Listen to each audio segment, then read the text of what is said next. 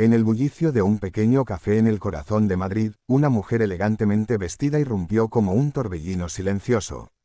Su traje de seda brillaba bajo las luces tenues, y sus joyas destellaban con un lujo que contrastaba con la humildad del lugar. Era Yukiko Tanaka, una millonaria japonesa de renombre mundial, conocida en los círculos empresariales por su imperio tecnológico en Tokio. Pero allí, en esa tierra extranjera, nadie la reconocía. Intentó hablar, gesticulando con manos temblorosas, pero sus palabras en japonés se perdían en el aire como hojas secas en el viento.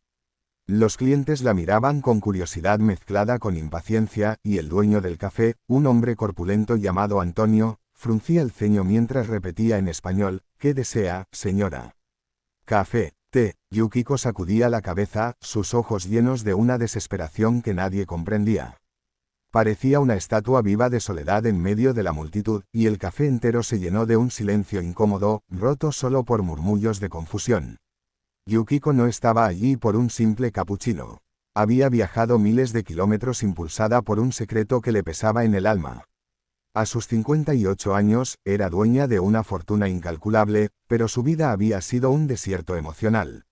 Hija de inmigrantes pobres en Japón, había construido su imperio con trabajo incansable, sacrificando familia y amigos. Ahora, diagnosticada con una enfermedad terminal, buscaba redención. En su maletín llevaba documentos para donar millones a causas humanitarias en España, específicamente a un orfanato local que había descubierto en línea, inspirada por una historia de niños abandonados que le recordaba su propia infancia huérfana. Pero el lenguaje era una barrera infranqueable. Intentó explicar con gestos, dibujando en una servilleta un corazón y un símbolo de dinero, pero los meseros se encogían de hombros. «Está loca», susurró una clienta a su compañero. «O tal vez sea una estafadora». Yukiko sintió el rechazo como una daga, pero su determinación la mantenía de pie. En ese momento, pensó en rendirse, en regresar a Japón y morir sola con su riqueza intacta. Entonces, apareció María, la mesera joven que acababa de empezar su turno. Con 22 años, María era una estudiante de filología en la universidad, trabajando para pagar sus estudios.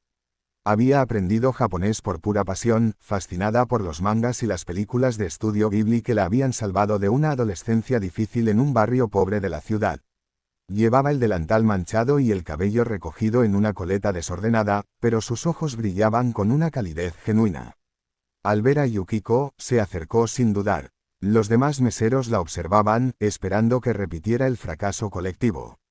María inclinó la cabeza y, en un japonés fluido aunque con acento, preguntó: «¿En qué puedo ayudarla, señora?» «Está perdida». El café se congeló. Yukiko levantó la vista, sus ojos se abrieron como flores al sol. Por primera vez en días, alguien la entendía. Lágrimas rodaron por sus mejillas mientras respondía en su idioma natal, un torrente de palabras que fluían como un río desbordado. La conversación que siguió fue un torbellino de emociones. Yukiko le contó a María sobre su vida, la pobreza en las calles de Osaka, el ascenso implacable al éxito, el vacío que la fortuna no podía llenar. Explicó su misión: donar su herencia a ese orfanato, pero necesitaba ayuda para traducir los documentos y contactar a los responsables. No era solo dinero, era su forma de cerrar el círculo, de dar lo que nunca había recibido. María escuchaba con el corazón en la mano, recordando su propia historia. Ella había crecido en un hogar roto, cuidando a sus hermanos menores mientras su madre trabajaba doble turno. El japonés no era solo un hobby, era su escape, su puente a mundos lejanos donde la bondad triunfaba. Pero aquí, en ese café, se convertía en un salvavidas. «Yo la ayudo», dijo María en japonés, su voz firme. «No está sola». Los clientes, que ahora observaban boquiabiertos, comenzaron a murmurar. ¿Cómo era posible? Una mesera humilde hablando japonés. El dueño, Antonio, se acercó, intrigado, y María tradujo rápidamente: «Esta señora no quiere comida. Quiere cambiar vidas». El giro inesperado llegó cuando Yukiko, conmovida por la amabilidad de María, le preguntó sobre su vida. María confesó su sueño: estudiar en Japón, convertirse en traductora para unir culturas. Pero el dinero escaseaba, sus ahorros apenas cubrían la renta. Yukiko, en un momento de realización profunda, sacó un cheque de su maletín. No era parte de la donación planeada, era algo personal. Toma esto, dijo en japonés, extendiéndolo. Era una suma generosa, suficiente para becas y viajes. María negó con la cabeza, abrumada.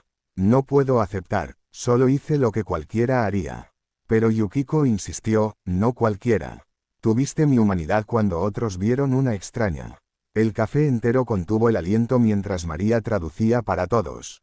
Antonio, con lágrimas en los ojos, abrazó a su empleada. Los clientes aplaudieron y una anciana en la esquina susurró, esto es un milagro. En ese instante, el lenguaje dejó de ser barrera, la compasión lo había derribado. El clímax emocional estalló cuando Yukiko y María se abrazaron. La millonaria, que había llegado como una sombra, ahora irradiaba luz. Juntas, contactaron al orfanato esa misma tarde.